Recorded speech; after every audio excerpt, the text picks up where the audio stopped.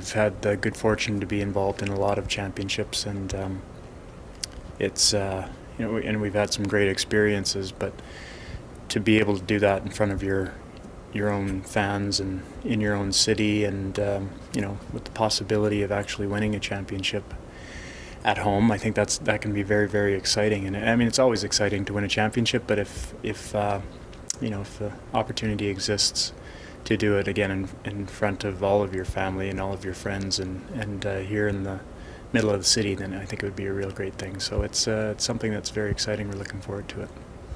I think it can go a long way in helping teams recruit.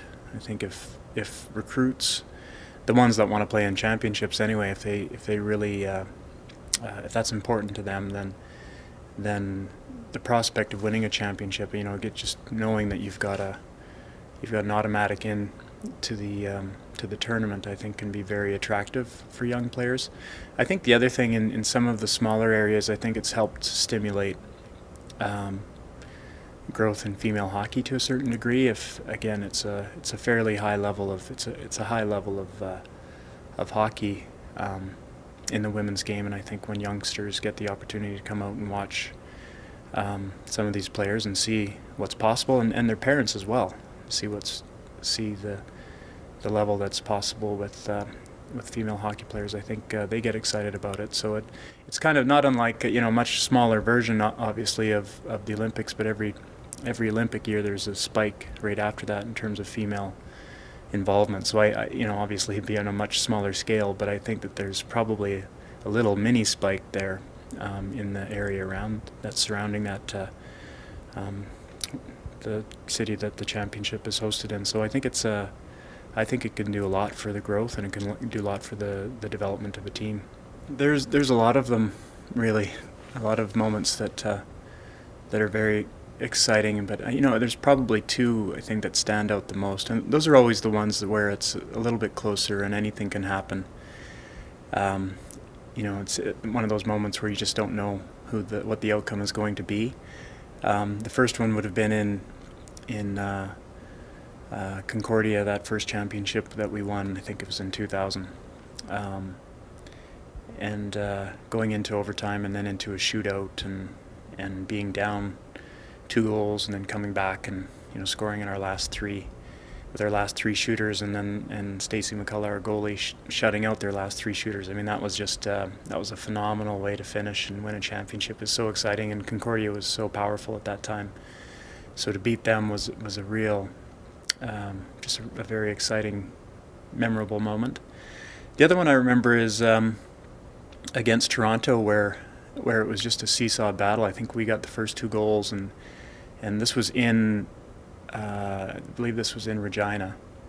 We were up 2 goals, and then they tied it up, and then they went up 2 goals, and then we tied it up, and then again it went into overtime, and we ended up winning in overtime. So that was an amazing game, and hard fought on both sides. Either team could have won, and we were fortunate enough to pull it out. So that's a very memorable one as well.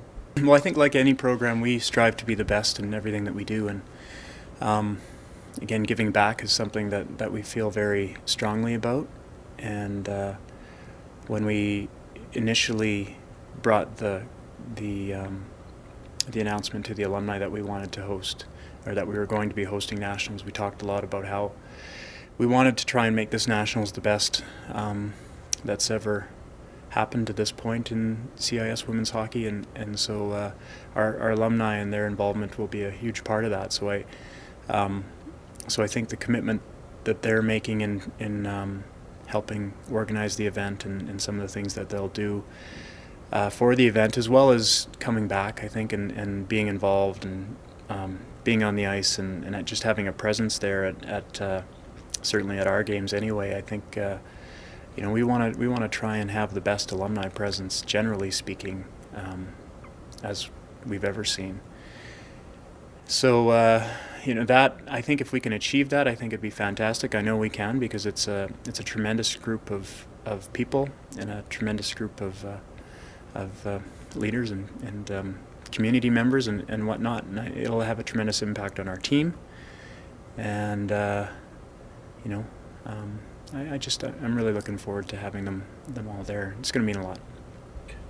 What would make my career a success in the end isn't necessarily the amount of championships that we've had the fortune to win. I see a successful coach, a coach that has been successful and has a great career. I see a person that's had an impact on the lives of many, and